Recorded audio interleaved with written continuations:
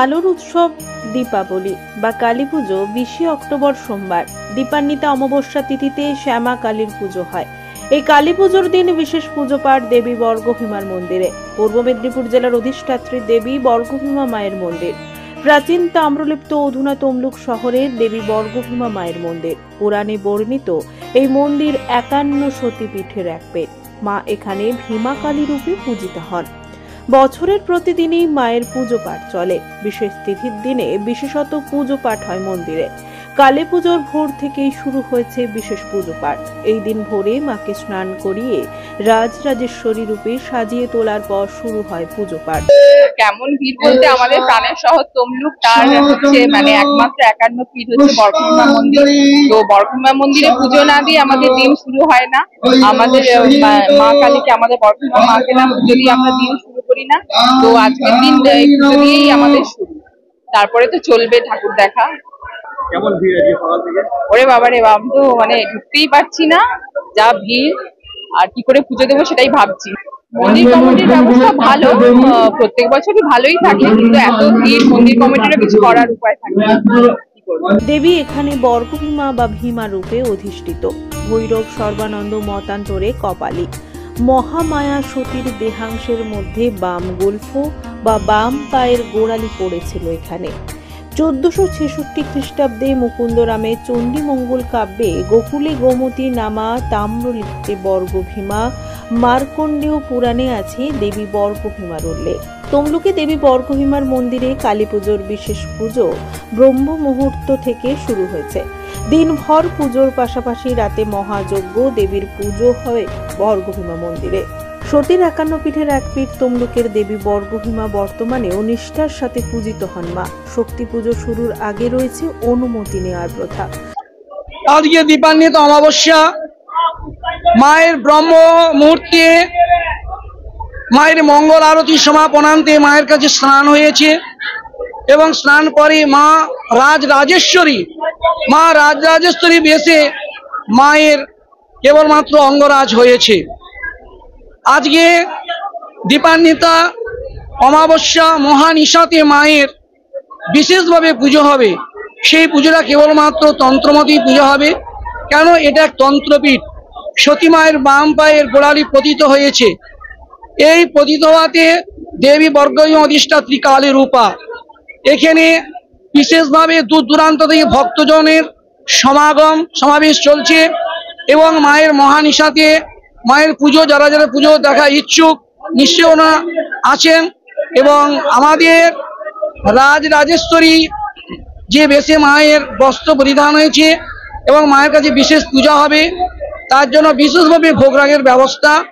কেবলমাত্র মা ঘৃতান্ন, পক্ষান্ন, খেসুরান্ন, পঞ্চব্যঞ্জন, মা মৎস্যপ্রিয়া, অতি অবশ্যই মা 16 মায়ের অম্বল হয়ে থাকে। হ্যাঁ, মায়ের দুপুরে ভোগের ব্যবস্থা অতি অবশ্যই আছে, দৈনন্দিনের নেই, মায়ের বিশেষভাবে ভোগের ব্যবস্থা আছে।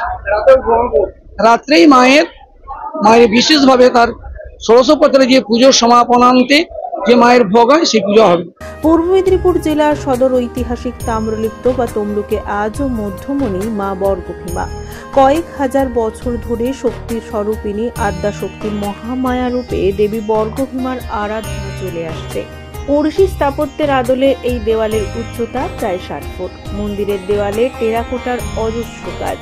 তারই মধ্যে মন্দিরের গর্ভগৃহের কালো পাথরে তৈরি মায়ের মূর্তি বিরাজ করছে দেবী উগ্রতারা রূপে।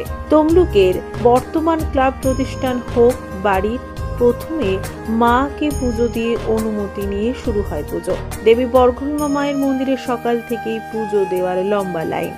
মেদিনীপুর জেলার মানুষজন নয়, পার্শ্ববর্তী হাওড়া, পশ্চিম মেদিনীপুর সহ বিভিন্ন জেলার মানুষ কালী পুজোর দিন মন্দিরে পুজো দেওয়ার জন্য ভিড় করেছে। ভালো, সুন্দর লাগছে, ভালো লাগছে, খুব ভরভরাট লাগছে, ভালো মজা লাগছে, মানে আনন্দ হচ্ছে। মন থেকে মানসিক যে ইচ্ছা নিয়ে এসেছি সেটা পূরণ করা, যেন মা সবার মঙ্গল করে, সবার ভালো করে, সবাইকে ভালো রাখুক।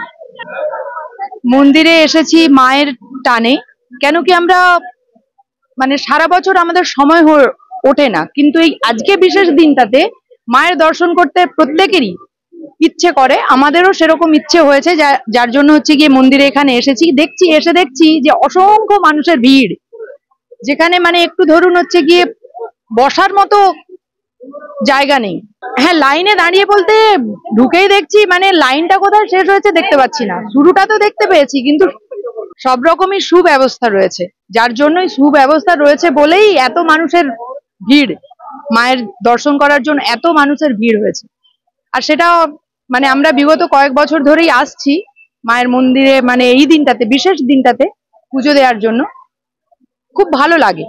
দীপান্বিতা অমাবস্যায় রাজরাজেশ্বরী রূপে পূজিত হন দেবী বর্গভীমা। সারাদিন ধরে চলে দেবীর নানান ধরনের উপাচার সহ পুজো পাঠ। মন্দিরে আজকে প্রচুর আমাদের ভলেন্টিয়ার মোতায়েন করা হয়েছে। এছাড়া প্রশাসনের থেকেও মানে প্রচুর এখানে পুলিশ মোতায়েন হয়েছে, যাতে ভক্তরা দূর দূরান্ত থেকে আসছেন যাতে তারা সুষ্ঠুভাবে পুজো দিয়ে মায়ের কাছে প্রণাম জানিয়ে মায়ের আশীর্বাদ নিয়ে বাড়ি ফিরতে পারেন। এছাড়া আজকে তো দেখছেন সকাল থেকেই ভিড়, এবং সারা দিন ধরেই এই ভিড় থাকবে। আর মায়ের মেন পুজো শুরু হবে সন্ধ্যের পর থেকে। হ্যাঁ, তারপর সারা রাত্রি ধরে মায়ের পুজো চলবে। ভোরবেলা মাকে ভোগ নিবেদন হবে। এইভাবেই মায়ের পুজো সম্পন্ন হবে। এবং আজকে যে ভোগ হবে মায়ের, যেহেতু আজকে কালী পুজো, মানে সেই বিশাল আয়োজনে মাকে ভোগ নিবেদন হবে। প্রায় 5-6 রকমের ভাজা, 4-5 রকমের তরকারি, 4-5 রকমের মাছ, তারপরে বলি হবে, বলির মাংস, চাটনি, তারপরে এইরকম দিয়ে সবকিছু দিয়ে, এছাড়া মিষ্টি, দই, পায়েস সবকিছু দিয়ে মাকে ভোগ নিবেদন হবে।